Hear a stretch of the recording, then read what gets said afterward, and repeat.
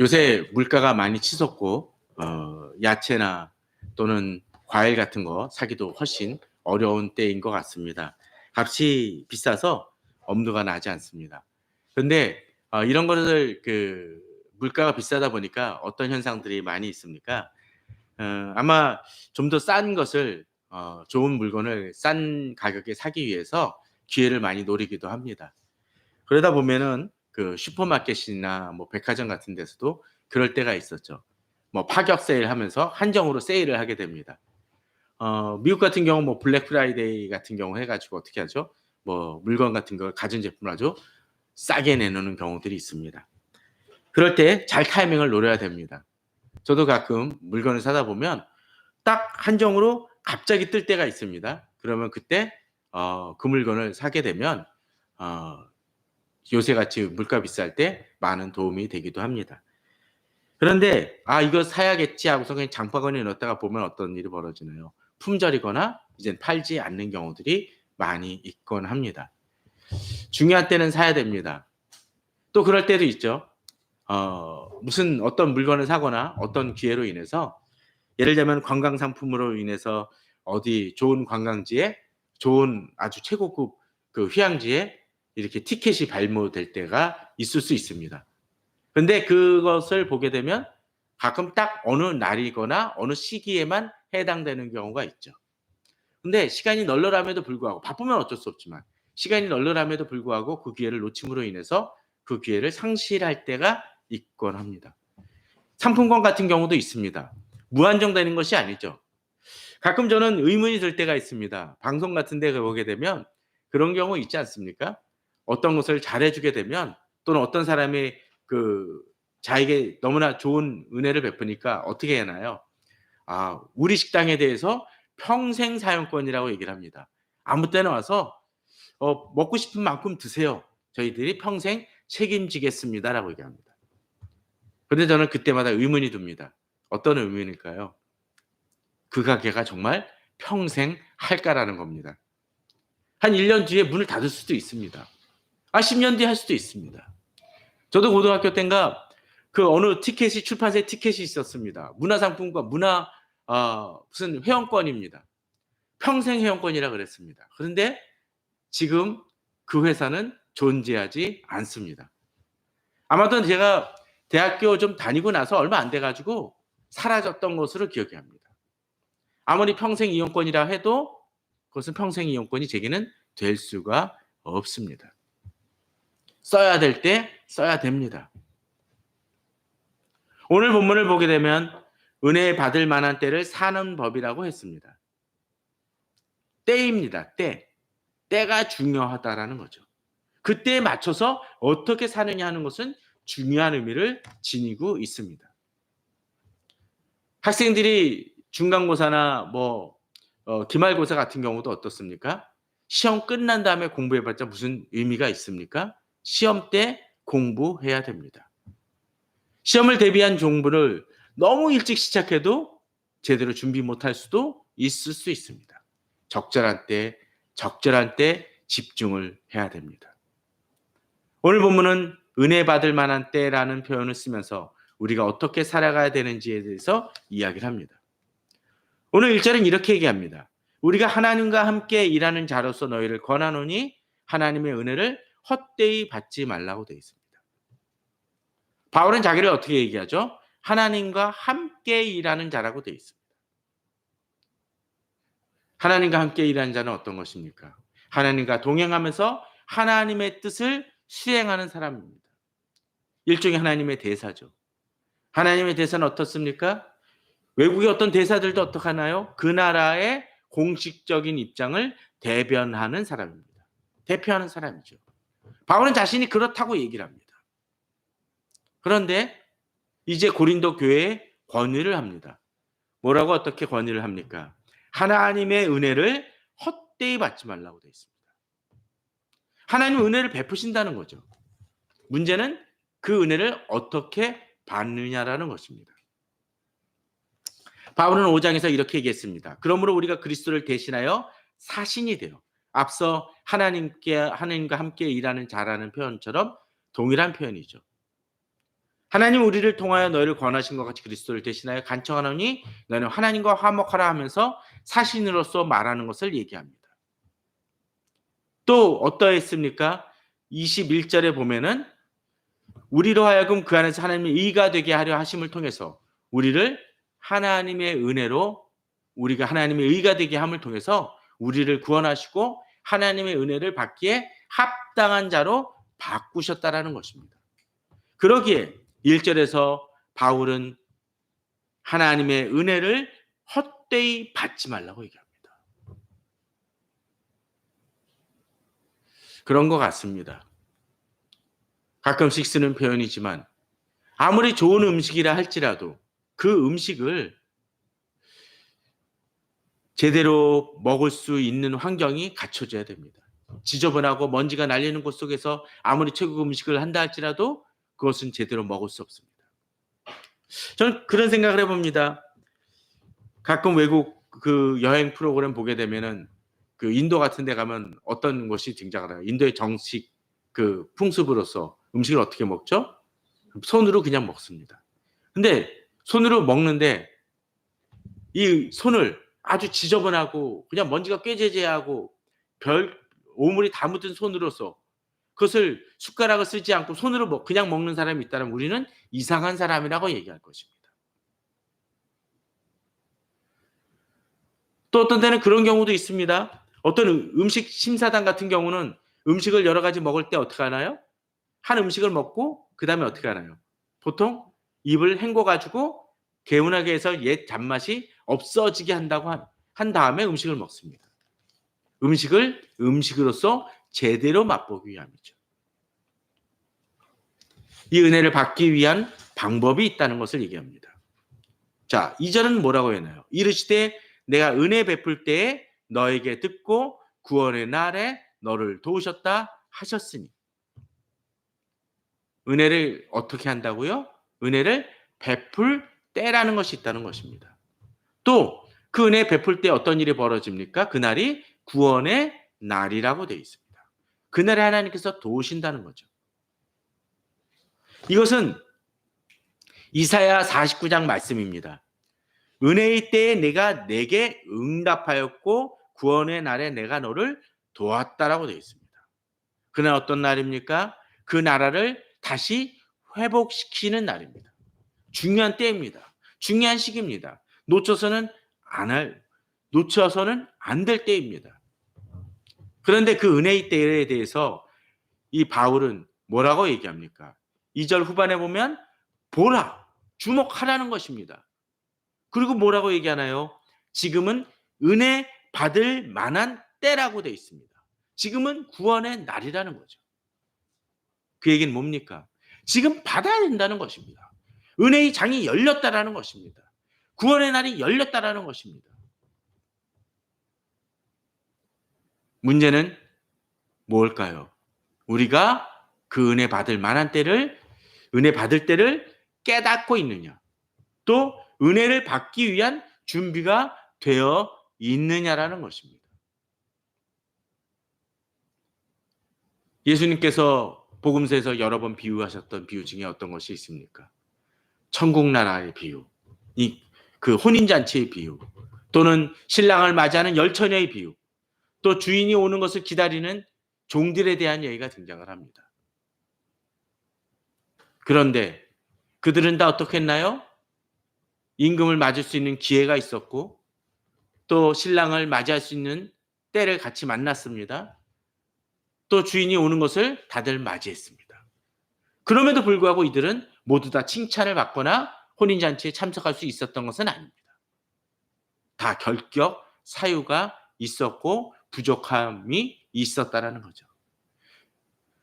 우리들은 찬송하면서 마라나타 예수여 오시옵소서라고 얘기하지만 정작 예수 그리스도께서 오실 때에 또는 예수 그리스도께서 오셨는데 내가 준비가 안 되어 있다면 우리는 예수 그리스도의 칭찬을 받을 수 없을 것이고 또 심지어 어떤 사람들은 그 주님의 구원의 날에 동참하지 못하는 일이 있을 수 있다라는 것을 본문은 이야기합니다. 그런데 바울은 이것을 그저 이 고린도 교인들에게만 이야기하는 것은 아닙니다. 사실 지도자가 제일 위험한 것이 그런 것 같아요. 쉽게 공포를 합니다. 이런 난 비전을 갖고 있고 이런 일이 이루어질 것입니다라고 얘기를 하지만 정작 이 지도자가 제대로 그에 합당하지 않은 사람인 경우가 많죠. 우린 가끔씩 그런 얘기 듣지 않습니까? 교회나 또는 어느 기업이나 국가나 그런 얘기 있죠. 국민들은 잘하는데, 회사원들은 잘하는데, 교인들은 잘하는데 누가만 못해요? 목사만 잘못하고 회장만 잘못하고 대통령만 잘못하는 경우들이 많이 있습니다. 그러게 바울은 이야기합니다. 우리가 이 직분이 어떤 것입니까? 하나님의 대사이고 하나님과 함께 일하는 사람으로서 비방을 받지 않게 하려. 바울은 압니다. 그 직분이 귀하고 중요하지만 그저 교만해서는 안 된다라는 거죠.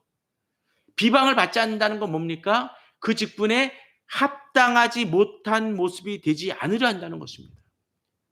그러기에 무엇에든지 아무에게도 거리끼지 않게 하고 무엇에든지는 뭔가요? 어떤 영역에서도 본이 되는 사람이라는 것입니다. 또 어떤가요? 누구에게도 거리끼지 않는다는 거죠. 가끔씩 한국 사회가 참 좁다라는 생각을 해봅니다. 어느 사람과 가끔 얘기하다 보면 몇몇 달이 건너서 이렇게 친분이 있는 경우들이 있는 걸 보게 됩니다. 내가 아는 사람하고 친구이거나 또는 연관이 있거나 또는 심지어 나랑 예전에 한번 본 적 있는 사람들도 있습니다. 그럴 때 가끔씩 섬찟할 때가 있습니다. 내가 저 사람한테 제대로 얘기를 했나? 이 바른 말을 하고 태도는 괜찮았나? 라는 것이 가끔씩 반성이 될 때가 있습니다. 바울은 얘기합니다. 무엇에든지 아무에게도 거리끼지 않게 하고. 그러기에 바울은 이제 그 직분이 비방을 받지 않게 하려고 힘쓰는 모습을 보여줍니다. 그러기에 바울은 자기 자신이 어떤 사람인지를 인식을 합니다. 오직 모든 일에, 모든 영역 속에서. 그리고 자신을 뭐라고 얘기하나요? 하나님의 일꾼이라고 얘기합니다. 자신이 어떤 존재인지를 잊지 말아야 됩니다. 바울은 이 고린도 교인들을 말하기 전에 자기 자신에 대해서 이야기하지만 결국은 이것은 어떤 것입니까? 자신이 이렇게 행해 왔으니까 너희들도 나의 본을 따르라는 것입니다.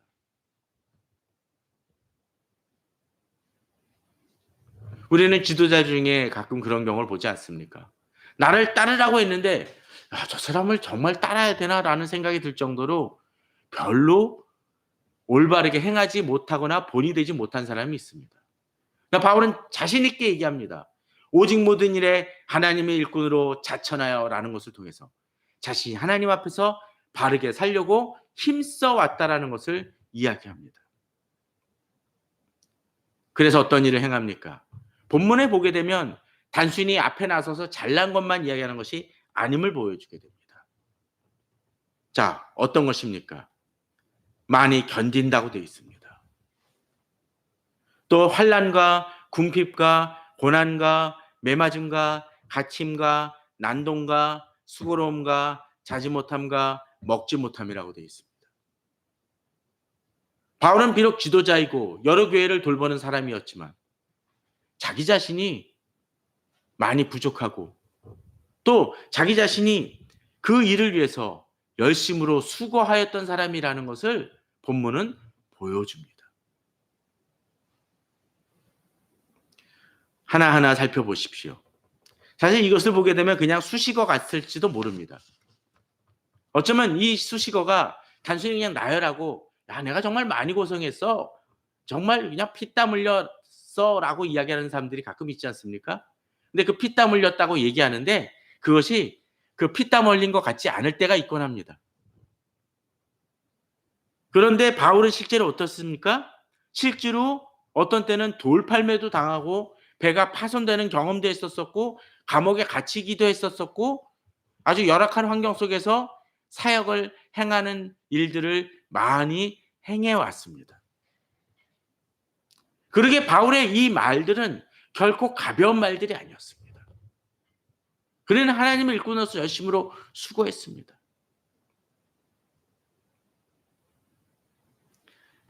예전에 목사님들 중에 가끔 그런 분들이 있습니다.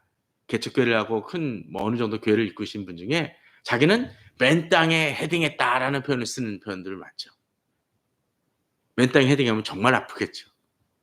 그런데 가끔 어떤 분들은 맨 땅에 헤딩했다는 말이 합당치 않은 분들도 있습니다. 정말 좋은 조건에서 하시는 분들도 있어요.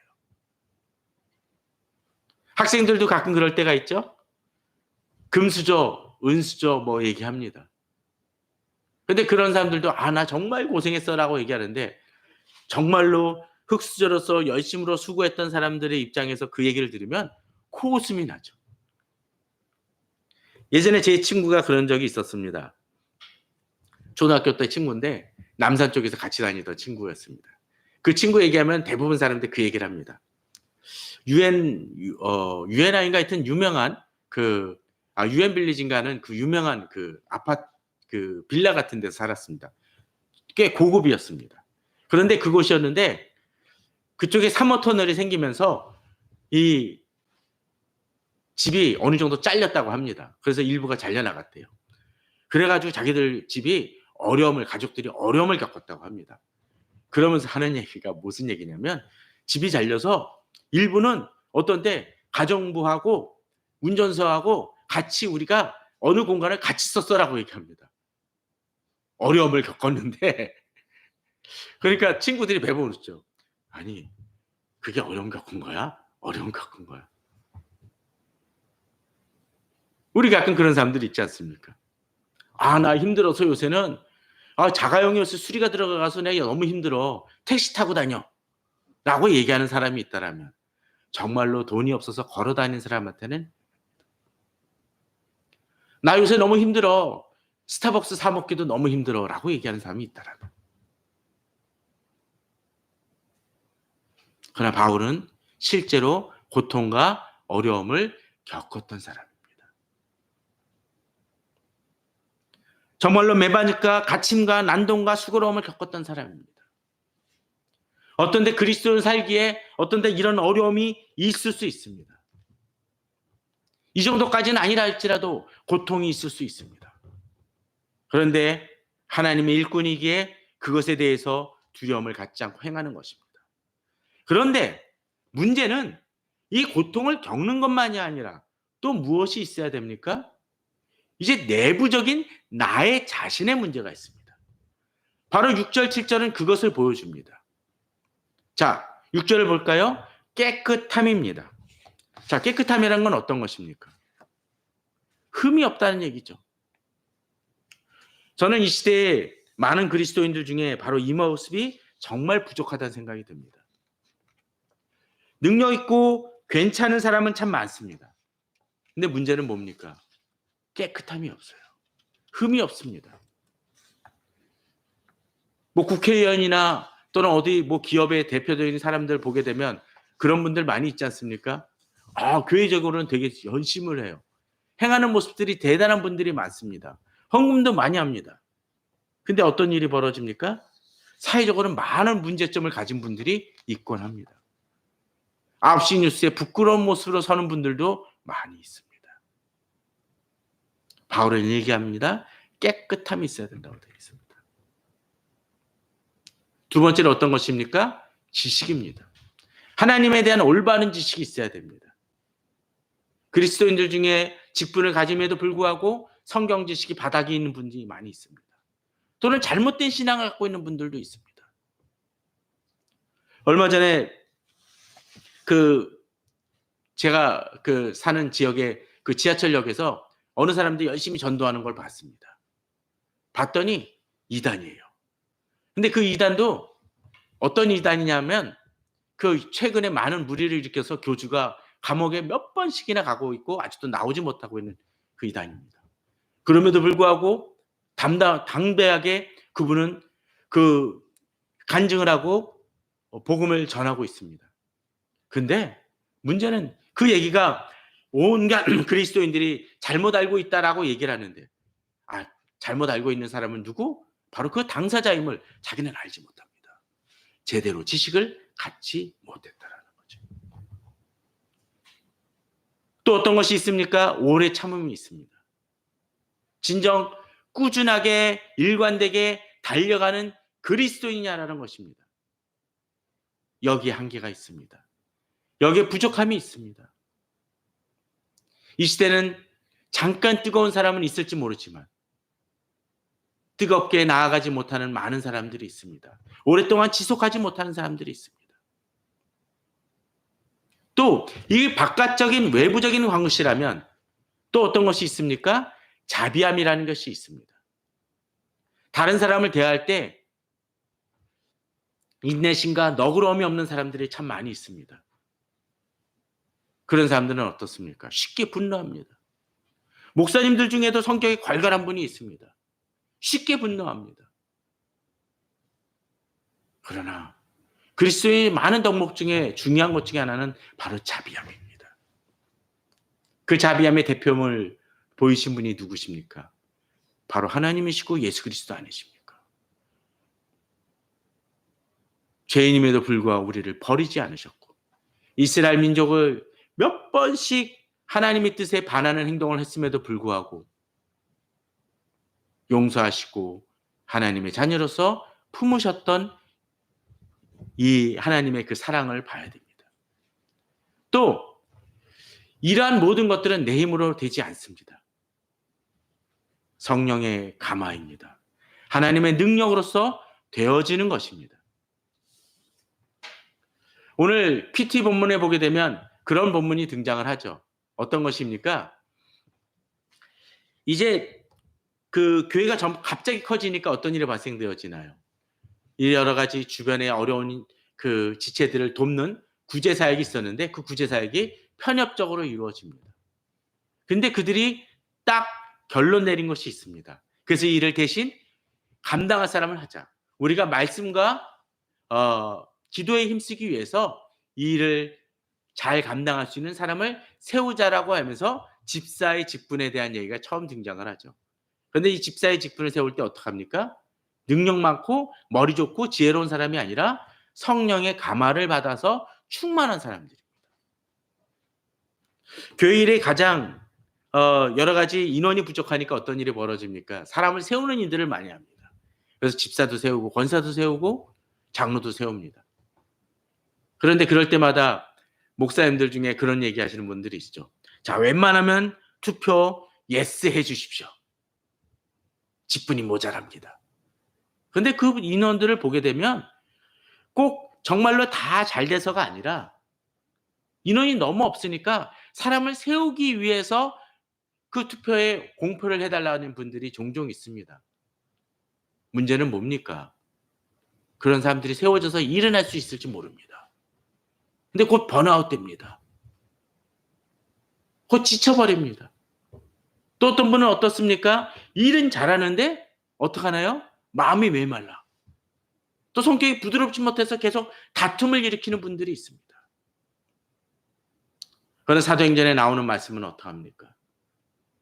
그들이 성령 감화하여 그 일을 지혜롭게 할 뿐만 아니라 심지어 그 일 하는 속에서도 말씀을 잘 전할 수 있는 스데반 같은 사람이 나왔습니다. 이 시대의 문제는 바로 성령의 감화 없이 행하는 것입니다. 또 거짓이 없는 사랑이라고 되어 있습니다. 거짓이 없는 사랑이라는 건 뭡니까? 잔머리 굴리지 않는 신앙이라는 것입니다.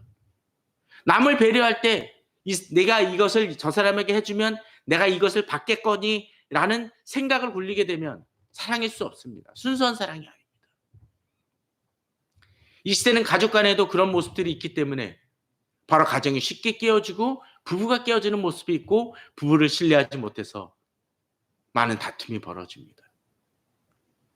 진정으로 출생률을 올려야 될 방법이 있다면 결국은 거짓이 없는 사랑을 서로 간에 이루어가는 것일 겁니다. 그런데 이런 것과 더불어 가장 중요한 게 또 있습니다. 뭡니까? 7절입니다. 진리의 말씀입니다. 말씀을 붙들어야 됩니다. 말씀 없이는 이 모든 일을 감당할 수 없습니다. 또 어떡합니까? 하나님의 능력이라고 되어 있습니다. 바로 성령 충만함을 통해서 하나님의 능력을 받을 때 그 공동체는, 그 개인은 힘이 있게 됩니다.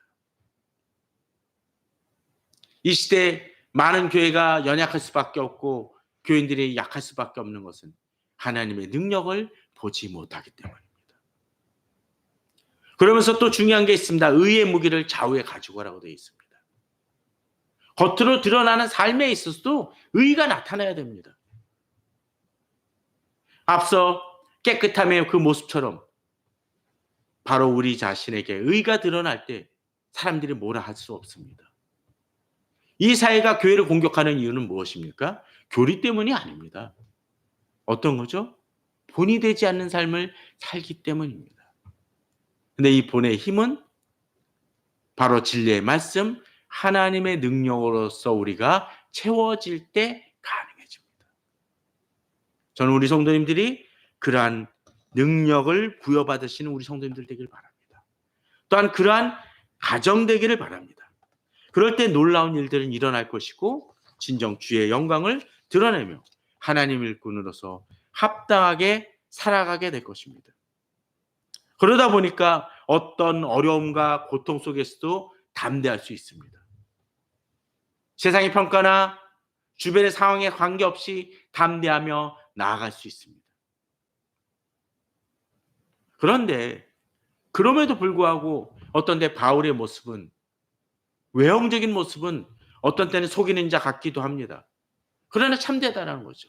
왜 속이는 자 같을까요? 유대교에서 전하지 않는 다른 말씀을 전하는 것처럼 비춰지기 때문에 그렇습니다. 그리고 언뜻 보기에는 어떻습니까? 속이는 자 같다라는 거예요. 그러나 그럼에도 불구하고 그 속에 무엇이 있습니까? 자세히 들여다보게 되면 그 내면 속에서 참됨의 모습을 발견합니다. 또 바울은 무명한 자 같습니다. 사실 그는 오히려 이 무명한 자가 되기 위해서 가말리엘 문화에서 공부했던 그 모든 것, 또 로마인으로서의 그 직분을 가졌던, 그 특권을 가졌던 그 모든 것마저도 버렸습니다. 세상적으로 보면 무명한 자 같습니다. 그러나 하나님 보시기엔 어떤 사람입니까? 유명한 자입니다. 또 죽은 자 같습니다. 할 수 있는 게 없고 능력도 없고 감옥에나 갇혀 있는 사람이니까. 그러나 보라라고 얘기합니다. 우리는 살아있다는 것이죠. 세상적으로는 빛이 없는 사람 같지만 진정으로 살아있는 사람이고, 징계를 받고 감옥에 갇힌 자 같지만 아무리 징계를 받고 죽이려 해도 죽을 수 없는 살아있는 존재라는 것을 바울은 담대히 이야기합니다. 바로 이것이 은혜 받을 만한 때를 살아가는 하나님의 사람의 모습입니다. 빛이 나는 존재라는 것이죠. 우리가 진정 이러한 모습으로 살아가고 있는지를 돌아보아야 될 것입니다. 진정으로 은혜 받을 만한 때에 합당하게 살아가는 삶을 살고 있는지를 돌아봐야 될 것입니다. 그런 사람은 또 어떻습니까? 그러기 때문에 근심하는 자 같으나 항상 기뻐할 수 있습니다. 주변에 어려운 일이 있어도 그것을 이겨낼 수 있습니다. 가난한 자 같습니다. 그러나 많은 사람을 부여하게 합니다. 우리가 잘 아는 그 찬양처럼, 또는 어떤 책 제목처럼 우리가 어떤 존재예요? 축복의 통로가 되는 존재입니다. 통로는 그것이 지나가는 것이죠. 그죠? 그래서 어떤 때는 축복을 내가 쥐고 있는 것은 아닐 수 있을지 모릅니다. 그러나 나를 통해서 어떤 일이 벌어집니까? 하나님의 축복이 다른 사람에게 전달되는 놀라운 일을 하게 합니다. 그러게 가난한 자 같으나 많은 사람을 부유하게 한다고 되어 있습니다. 목사는 특별히 더 그런 것 같아요. 가진 건 없지만 많은 사람을 축복합니다. 또 어떤 때는 다른 사람의 문제를 해결해 주기도 합니다. 나는 가진 것 없지만 이룹니다. 교회도 바로 그런 것이어야 됩니다. 근데 참 많은 교회들의 문제가 뭡니까? 교회 문을 닫아 놓습니다. 하나님의 축복은 받는데 그것을 베풀지 않습니다. 그러니까 막히게 되죠. 내가 부여하려고 합니다. 아무것도 없지만 모든 것을 가진 자라는 믿음이 있어야 됩니다. 저는 우리 성도님들 이런 믿음을 가지길 바랍니다. 비록 내가 지금 쥔 것은 없을지 모릅니다. 많이 부족할지 모릅니다. 살아가면서도 어떤 때 그리스도인이라고 해서 다른 사람들보다 뭐 호박이나 뭐 사과를 더 싸게 사는 건 아니지 않습니까? 물론 하나님께서 그렇게 은혜 주셔서 더 싸게 살 때도 있긴 합니다. 그러나 그렇지 않다 할지라도, 또 당장 내 주머니에 돈이 없다 할지라도 하나님이 나를 붙드심을 믿기에 모든 것을 가진 자라는 믿음을 가지고 나아가시기 바랍니다. 저는 가끔씩 기도할 때마다 주변에 어려운 일을 하는 분들할 때마다 덕담을 하는데, 한 분이 저한테 그런 얘기를 하더라고요. 아니, 목사님이 하신 얘기 중에 한 가지 되게 확 와닿는 것이 있었습니다. 아, 뭔가요? 그랬더니 저도 잘 까먹었었는데, 도와줄 사람을 붙여달라는 얘기에 대해서 참 많은 은혜를 받았다고 합니다. 그런 것 같아요. 도와줄 사람. 하나님이 내게 은혜 베푸실 때 하나님이 직접 어떤 때는 도와주시기도 하시지만, 꼭 이적을 베푸셔서 갑자기 흥부박 타듯이 흥부박 열면 어떡합니까? 막 금은보화가 터지면 제일 좋겠지만, 어떤 때는 조심히 내려와서 저한테 커피 한 잔 사주고 또 봉투 하나 어떤 때 쥐어주는 사람들이 더 힘이 됩니다. 또는 어떤 때 우리는 그런 경험하지 않습니까? 전혀 모르는 사람임에도 불구하고 내게 더 은혜를 베풀고 돕는 이들도 발견하게 됩니다. 저는 우리 성도님들이 그러한 믿음을 가지시기 바랍니다. 이를 만날 때 그 사람은 의식하지 못하고 하나님의 그 명을 받았다는 것을 의식하지 못한다 할지라도 하나님이 도구로 사용하셔서 나를 돕는 사람일 수 있습니다. 또 우리 자신도 그런 사람이 되어야 될 것입니다. 그런 삶을 살 때 우리가 당장 하나님의 은혜를 받을 만한 때, 또는 예수 그리스도께서 언제 재림하실 때는 알지 못한다 할지라도 우리가 준비되어지고 충만한 삶을 통해서 주의 놀라운 축복을 누리고, 또 하나님이 임하실 때에 진정 하나님의 칭찬받는 종이 될 수 있을 것입니다. 그런 마음으로, 그런 믿음으로 살아가시는 우리 성도님들 되시기를 주님의 이름으로 축원합니다.